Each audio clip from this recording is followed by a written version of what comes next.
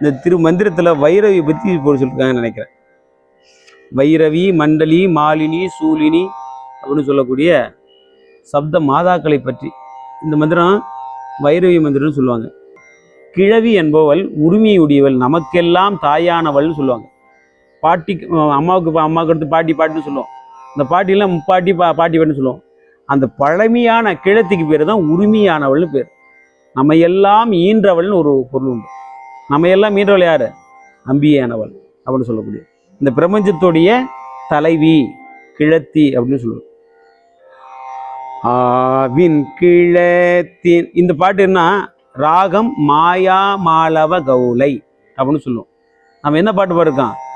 பித்தா பிறை சூடி பெருமானே அருளாலா சதுரம் மறைதான்.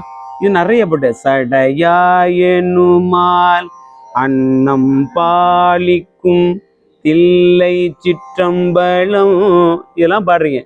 அதே ராகம்தான். ஆவின் கிழத்தி நல் ஆவின் கிழத்தினில் ஆவடு தன் துறை. ஒரு லைனுக்கு 4 தட்டு. ஆவின் கிழத்தினல் ஆவடு தன் துறை நாவின் கிழத்தினல் புகழ்ந்து ஏத்திடும் தேவின் கிழத்தி திருவாசிவ மங்கை மேவும் கிழத்தி வினை கடிந்தாளே. அதான் ஒரு லைனுக்கு 4 தட்டு. சடையா அன்னம் பாலிக்கு தில்லை சிற்றம்பலம். அதே விட்டுதான் இங்க பாடலாமா? நான் பாடிக்க ஒரு நிமிஷம்.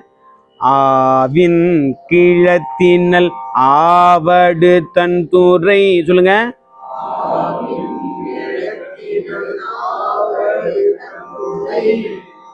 அதாவது எப்படின்னா நான் சொல்லிடுறேன், அதை வெயிட்டா சொல்ல மாட்டேங்கிறது கஷ்டமா இருக்கு.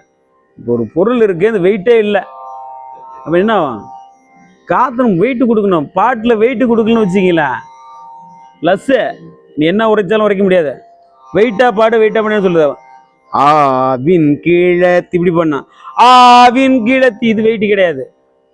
நல்லா கவனிச்சுன்னு. வெயிட்னா பாட்டில் வெயிட் இப்படி இருக்குன்னா இந்த சுதியோட ஆவின் கிழத்தினல் ஆவடு தன் துறை, இது வெயிட்டு வார்த்தையில் இருக்கும், உச்சரிப்பு தெளிவாக இருக்கும்.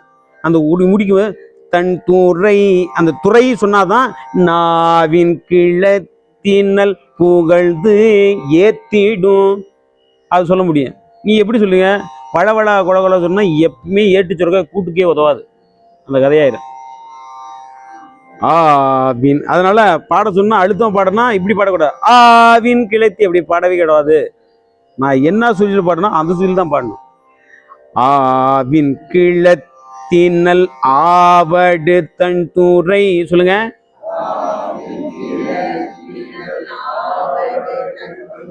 இது இன்னும் உங்க வார்த்தைகள் உங்க தொண்டையில் என்ன வெயிட் வரல அப்படி கொடுத்த இப்ப இரும்ப ஆரம்பிச்சிருவீங்க. இப்ப பாட சொன்ன மாதிரி இந்த மாதிரி பாடினாதான் இரும்பு வரும். அப்ப தொண்டை பாடல்னு அர்த்தம். பாடுவதற்கு என்பது ஒரு ஸ்டைல், அதுக்கு தொண்டை கட்டாது. பேசுவதனால் தொண்டை கட்டும். பேசுவதனால் ஆயுள் குறையும், பாடுவதனால் ஆயுள் வளரும். இதான் உண்மை. நீ நிறைய பேசிட்டே இருந்தா வாழ்க்கை குறுகல். நிறைய பாடிக்கிட்டே இருந்த சுதியோட பொருளோட நயத்தோட பாடும்போது அந்த பிரபஞ்சம் ஆயுளை கொடுக்கும். ஏன் ஆயுளை கொடுக்குது அப்படின்னா அது ஒரு காலகட்ட அளவுகளை கொடுக்கும். என்ன அளவு? உதாரணம் சொல்லுதுங்களா? முத்தை தருவத்தி திருநகையத்தி கிரதத்தி சரவண முத்தி கொருவித்து குருவரையன போதும். இந்த டைமிங் பாடம் வந்து மூச்சு, இதனுடைய மூச்சு இந்த சுவாசம் எப்படி இருக்கும்? இந்த பிரித்திங் வேற இருக்கும். இதே பித்தா பிறை சூடி பெருமானே அருளாளா, இந்த மூச்சுடைய ஆவர்த்தனை வேற இருக்கும்.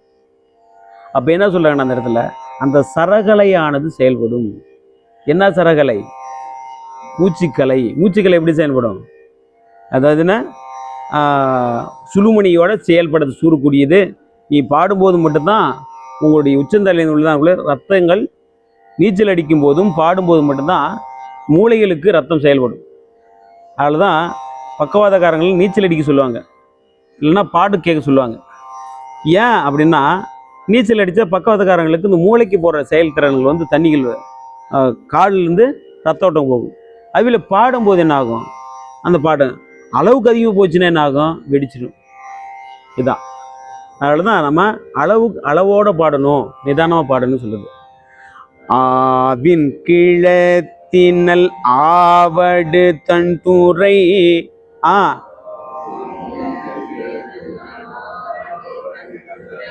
இல்லை அழுத்தமா தொண்டை விட்டு அழுத்தமா பாடுங்க. நீங்க முன்னாடி பாட மாட்டீங்களா யாருமே? ஐயா பாடுங்க. ஆவின் கிழத்தினல் ஆவடு தன் துறை. ஆனா சொல்லுவோம் தமிழ்ல பசு அப்படின்னு சொல்லுவோம். அங்க இறைவன் எப்படி இருந்தாரு, ஆவடுதுறை எப்படி இருந்தாரு, பசு. அங்க யார இடையர் இவர் என்ன பண்ணாரு, திருமூல இருந்து மாடு மேய்ச்சிட்டு இருந்தாரு அங்க. அதான் ஆவடுதுறைன்னு பெருங்க. பசுக்களை கொண்டது அங்க இருந்திருக்கு. ஆவின் கிழத்தினல் ஆவடு தன் தூரை.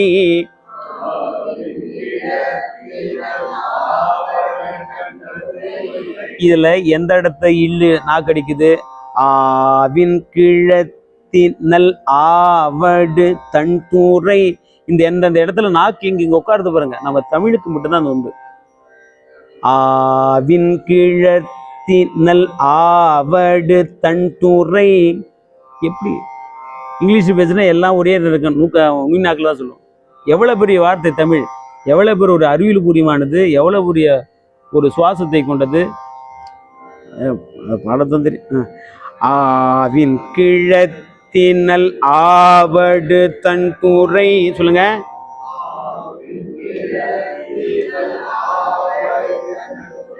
நீங்க தாளம் ஓட்டுறீங்க, ஓட்டக்கூடாது. ஆவின் கிழத்தினல் ஆவடு தன் தூரை.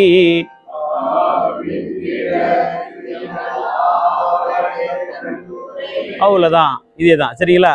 இது கீழே, அடுத்து மேல. நாவின் கீழ் பாடாதீங்க. ஒரு பாட்டு எப்படி பாடுறனால கவனிங்க. இது கீழே, அது ரெண்டா பட்டு. நாவின் கிழத்தினல் புகழ்ந்து ஏத்திடும். பாருங்க இப்ப.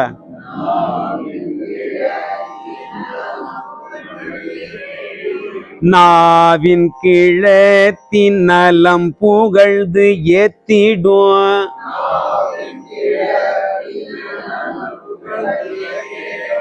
நலம் புகழ்ந்தேத்திடும். நலம் புகந்து ஏத்தி இப்படி பண்ணலாம், நலம் புக அப்படி பண்ணலாம். நலம் புகந்து நலம் புகழ்ந்து ஏத்திடும். நாவின் கிழத்தி நலம் புகழ்ந்து ஏத்திடும்.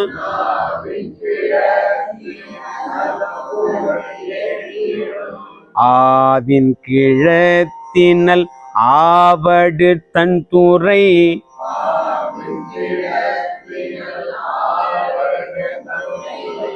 நாவின் கிழத்தின் நல்லம் நாவின் கிழத்தின் நலம் புகழ்ந்து ஏத்திடும்.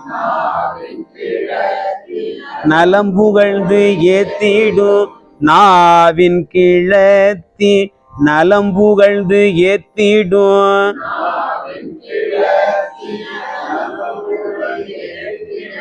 தேவின் கிழத்தி திருவான் சிவமங்கை.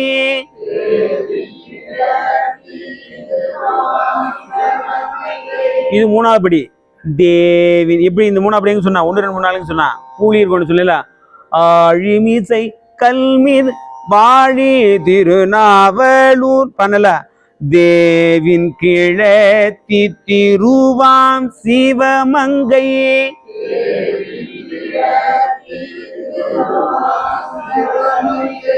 தேவின் கிழத்தி திருவான் சிவமங்கை.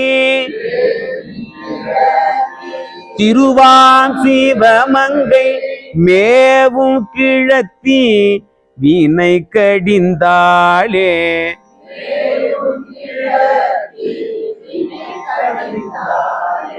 மேவும் கிழத்தி வினை கடிந்தாளே.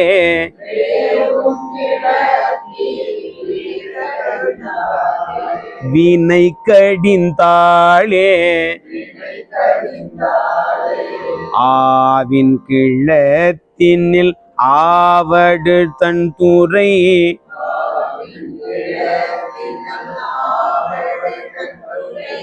நாவின் கிழத்தி நலம் புகழ்ந்து ஏத்திடும்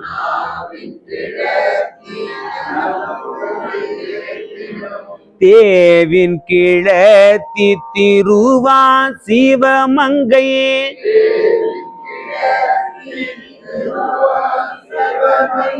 மேவும் கிழத்தி வினை கடிந்தாளே.